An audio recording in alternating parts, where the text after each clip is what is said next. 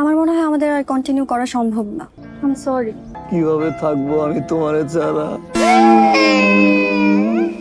প্যার করে কথাগুলো বলছো, একটা বার ভাবছো যে কে রাতে আমার ফোন দিবে, কে বলবে যাবো ঘুমাও? আমি তোমার 16 আনা দিয়ে ভালোবাসছি, তারপর আমি আপন করতে পারি নাই। কিভাবে বাঁচবো আমি তোমারে ছাড়া? নিজের যত্ন নিও।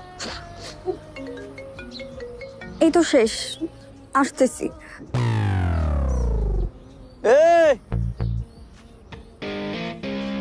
কেমন দিছে? কেমন দিছে? এতবার ডেট করলাম, এতবার মিট করলাম, আজ পর্যন্ত কোনোদিন ফোন আসে না। যাকে বলতে হয়েছে শেষ আসতেছি, এখন কে ফোন দিছে? ডেট করার কথা বলে আবার আল্লাহ আইনা তুমি ব্রেকআপ করে ফেললা। হ্যাঁ, আবার বলতো শেষ আসতেছি। কি ব্যাপার? নতুন কেউ হইছে না? নতুন কেউ হইছে না? বাইক নিয়ে ঘুরে, বাইক পছন্দ হয়েছে, বাইক পছন্দ হয়েছে না? অপেক্ষা করতেছে, ব্রেকআপ করে আয়, ওয়েট করতেছে না? ও আল্লাহ ঠিক করছে, আল্লাহ রে আল্লাহ ঠিক করছে। আম্মা আমার ঠিক করছে, দোকান দিছে, দোকান দিছে রে, দোকান দিছে। কারে আমি বউ কইছি, কারে আমি জান কইছি, কারে মুখে রাখছি, সে তো বাইকের ভিতরে উঠছে। এই যে তোমার এইসব কারণে আমি তোমার সাথে ব্রেকআপ করছি। আমার চেঞ্জ হওয়া লাগবে না, আমার চেঞ্জ হওয়া লাগবে না। আমার সাথে রিলেশনশিপে থাকা অবস্থায় আরেক ছেলে, এই ছেলে ব্রেকআপ করতে পারাইছে না? এই ছেলেকে জারিফ, আজকের পর তুমি আমাকে আর কোনোদিনও ফোন দিবা না, আমিও তোমাকে ফোন দিব না। এখানেই শেষ। আল্লাহ হাফেজ। আরে তুই কি শেষ করবি? শেষ তো আমি করতেছি।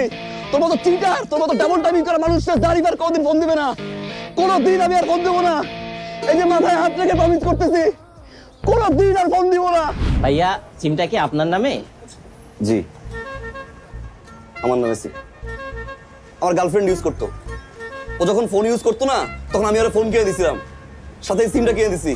লুকাই লুকাই কথা বলতো, ওর আব্বা আম্মা কেউ জানতো না। এতদিনের রিলেশন, এখন ম্যাচুরিটি হয়ে গেছে, বড় হয়ে গেছে, আশেপাশে অনেক ফ্রেন্ডস থাকে, তারা হয়ে গেছে। এখন আমার নানান প্রবলেম, আবার হ্যান্ড প্রবলেম, ত্যান প্রবলেম, উঠতে বসে প্রবলেম, বসতে যাই প্রবলেম, সব জায়গায় আমার প্রবলেম। এত প্রবলেম আর প্রবলেম। ব্রেকআপ করবি, ঠিক আছে তুই কর। জোর করে তো কারো মন পাওয়া যায় না, দেহ পাওয়া যায়। অত দেহ দরকার নেই, আমার মনটা দরকার ছিল। সেই মনও আমার দিবে না, দিস না, সমস্যা নাই, ব্রেকআপ কর, মিচুয়াল ব্রেকআপ কর। আরে কান্নাকাটি করে আমি তো গেছি ব্রেকআপ করতে, ঠিক আছে ফাইন, শেষ করে এখানে। তারপরে যা 6 মাস গ্যাপ দে, তুই কষ্টের গান শোন, আমিও কষ্টের গান শুনি, তারপরে রিলেশনশিপে যা, সেটা মানানো যায়, বুঝানো যায়। ব্রেকআপটা করতে পারলো না, সঙ্গে সঙ্গে ফোন দিতে, ফোন দিয়ে পাশ থেকে বলছে তুমি কোথায়? তুই ধোকা দিবি কেন আমারে? চিট করবি কেন আমারে? ব্রেকআপ করে তারপরে তুই গিয়ে হাজারটা ছেলের সাথে রিলেশনশিপ নিয়েছিস, আমার তো কোনো আপত্তি নাই। আমি রিলেশন থাকা অবস্থা আর এক ছেলের সাথে তোর কি? আর এক ছেলে তোরে কেন ফোন দিবে? কেন তোর কয় ফোন দিতে হবে? যাচ্ছিস আমি এখনই? ভাই বুঝছি ভাই, আমার চাকরি যাই যাক, আপনি এক্ষুনি ফিঙ্গার দেন ভাই। ফিঙ্গার দিয়া আপনি সিম বের করবেন, তারপর ওই ছেলেরে খুঁজে বের করবেন ভাই। আর একটা রিকোয়েস্ট, ওই মেয়েরে কিন্তু ভাই আপনি ছাড় দিবেন না। দুনিয়ায় কোনো ছলনাময়ের কোনো ছাড় নেই। আজ থেকে 3 বছর আগে আমার এই মনটা নিয়ে ভেঙে চুরমার করে ভাই নদীতে ভাসাই দিছে। এখনো পর্যন্ত আমি অরিজিৎ সিং এর গান শুনি। ভাই ফিঙ্গার দেন। বিসমিল্লাহ। এই বাইক থেকে নামাইছস না? বাইক থেকে নামাই ড্রপ করছস, আমি ফোন দিছস না শালা? এই বেয়াদব ছেলে, কে তুমি? আরে তুই কে? এটা এশার নাম্বার না? আমি তো এশার মামা। অরিজিনাল মামা? অরিজিনাল না তো কি? তুমি কে? কথা বলছো না কেন? তুমি কে? আসসালামু আলাইকুম মামা, আমি তো এশার হাজবেন্ড। হাজবেন্ড মানে? এশার আবার বিয়ে হলো কবে? কালকে 8:59 আপনি কই ছিলেন? এশার বিয়ে হয়ে গেল আর আপা আমাকে জানালো না? কি জানাবে? তা তো আপনাকে গনেই না, পাত্তাই দেয় না। আমি অবশ্য জিজ্ঞাসা করছি মামা কই, কর মতো ভাদিনা বিয়ে থাকার চেনা থাকা ভালো। আপা এই কথা বলেছে? জি জি বলছে মামা। এশা কই? মামা এসা তো ঘুম থেকে উঠছে, ও তো ওয়াশরুমে গেছে। এসা, এই যে তোমার আপনার নাম কি মামা? এই তুমি রাখো, ওইদিকে আমি আপার সাথে বুঝিনি, আমাকে জানালো না কি জন্য। বুঝেন মামা বুঝেন, এরকম ফ্যামিলিতে সম্পর্ক থাকার চেনা থাকা বলো মামা। আসসালামু আলাইকুম রাহমাতুল্লাহ। হ্যালো কে? তুই যে ছোট লোক আমি জানতাম, কিন্তু এতটা ছোট লোকের মতো কাজ করবি সেটা আমি জানতাম না। ও তুই না? কি করছি কি আমি করছি কি? কি করছিস তুই জানোস না? আজ পর্যন্ত কোনদিন আমার তুই বড়টায়, এখন মুখে তুই আসবে, ছোট লোক আসবে, অনেক কিছু আসবে, কারণ তুমি তো চেঞ্জ হইছো। তুমি চেঞ্জ হইছো, তুমি চিট করছো না? তুই এখন আমার সাথে দেখা করবি, এখন মানে এখন। আমি আর কিছু শুনতে চাই না। আসতেছি আমি, চিটার বাচ্চা চিটা, আমি আসতেছি। তুই কই? তুই কই? আসতেছি, দাঁড়া, থাক তুই থাক। ওর ক্যাপ কই? এই এই আমার 15 লাখ টাকা, এই এই সন্তানের বাচ্চা আমার 15 টাকা। তোমার 15 লাখ টাকা পয়সা হয়ে গেল। আমার ছেলের কি অবস্থা? হ্যাঁ? আমার ছেলের কি হয়েছে? তুই ঠিক পাবো তোর আমি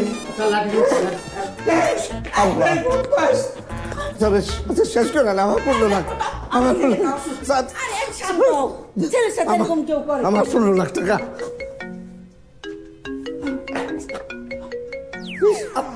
আব্বা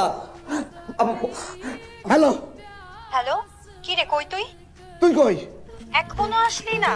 তুই আইবি না? শ্বাস থাকলে আয়। তোর সাহস থাকলে আয়। এই তোর শ্বাস থাকলে আয়। ভিতর দিন। তুই ভিতর দিন, তোর 14 গোষ্ঠী ভিতর, তোর বাপ ভিতর দিন, তোর মা ভিতর দিন, তোর চাচা চাচি যা আছে সব ভিতর দিন। তোর ভয়েস এমন লাগতেছে কেন? আমার বয়স জন্মগতভাবে এইরকম, এখন বয়স হয়েছে আরো খারাপ হয়েছে, আবার ঠিক হয়ে যাব। এই এই তুই তুই তুই কে বল? এটা জারিফের ফোন না? আপনি কে? আমি ওর বাপ। তুই কে? আসসালামু আলাইকুম আঙ্কেল, আমি ওর গার্লফ্রেন্ড।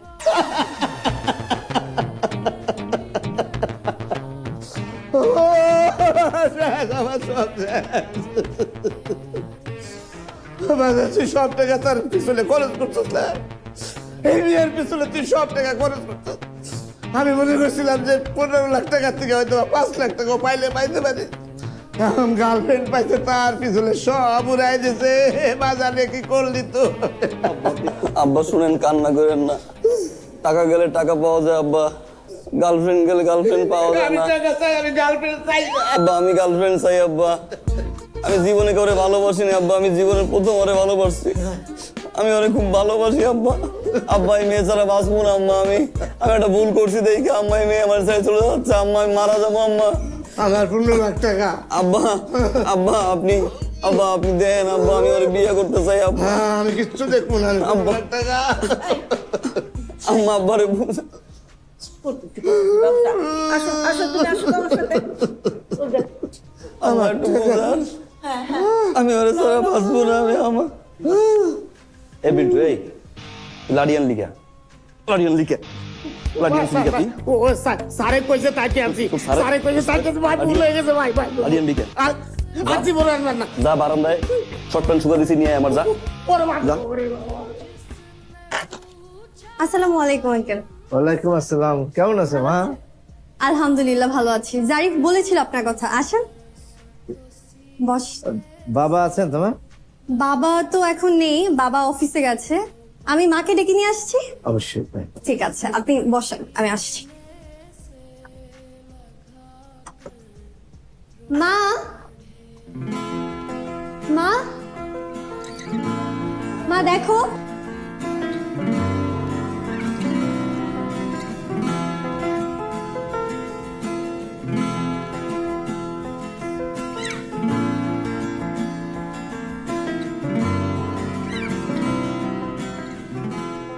আসসালামু আলাইকুম।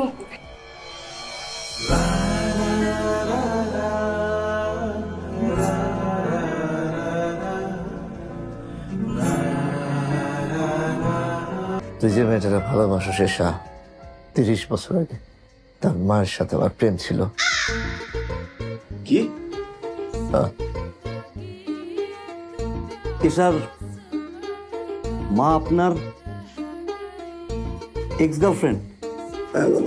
মুরাদ, তোমার লজ্জা করে না? কিসের লজ্জা করবে?